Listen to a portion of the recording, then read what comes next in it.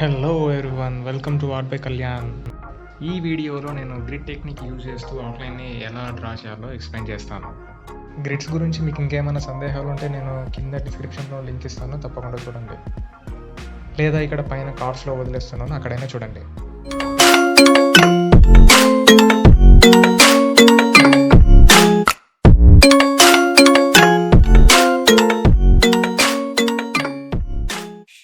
ఇక్కడ నేను A4 షీట్లో గ్రిడ్ సైజ్ 2 సెంటీమీటర్స్ పెట్టుకొని 10 కాలమ్స్ అండ్ 14 రోస్ వచ్చేటట్లు 140 గ్రిడ్స్ని డ్రా చేశాను.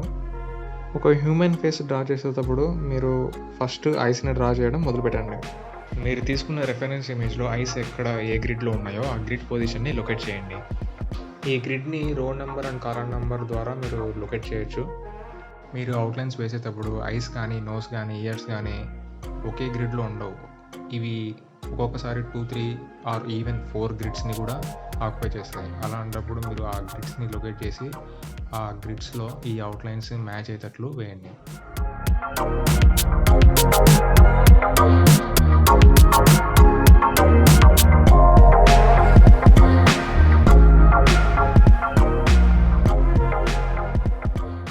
మీరు చూస్ చేసుకునే రెఫరెన్స్ ఇమేజ్ మంచి హెచ్డి క్వాలిటీ ఇమేజ్ అయి ఉండాలి. ఎందుకంటే మీరు జూమ్ చేసి మీరు అవుట్లైన్స్ వేసేటప్పుడు మీరు డీటెయిల్స్ మిస్ కాకుండా, మీరు కన్ఫ్యూజ్ కాకుండా నీట్గా వేయగలరు. డ్రాయింగ్ వేయాలంటే ముందు పేషెన్స్ అనేది చాలా ఉండాలి. దీంతోపాటు అబ్జర్వేషన్ స్కిల్స్ ఉండాలి. మీరు ఎంత అబ్జర్వ్ చేస్తున్నారో దాన్ని ఎంత ఇంప్లిమెంట్ చేస్తున్నారు అనేది దాన్ని బట్టి మీ అవుట్కమ్ డిపెండ్ అయి ఉంటుంది. వీటితో పాటు అవుట్లైన్ వేసేటప్పుడు చాలా ఇంపార్టెంట్ ఫ్యాక్టర్, మీరు పెన్సిల్ని ఏ పొజిషన్తో ఎంత ప్రెషర్తో హోల్డ్ చేస్తూ అవుట్లైన్ వేస్తున్నారు అనేది చాలా ఇంపార్టెంట్. మీరు అవుట్లైన్స్ వేసేటప్పుడు పెన్సిల్ మీద ఎక్కువ ప్రెషర్ పెట్టి డార్క్గా అవుట్లైన్స్ వేయకండి. డార్క్గా వేస్తే మీరు తర్వాత ఒకవేళ ఇంప్రూవ్ చేసుకునేటప్పుడు అవుట్లైన్స్ని మళ్ళీ ఎరేజ్ చేయాలంటే చాలా ఇబ్బంది పడతారు. అది అంత ఈజీగా ఎరేజ్ కాదు. కాబట్టి మీరు చాలా లైట్గా అవుట్లైన్స్ వేయండి.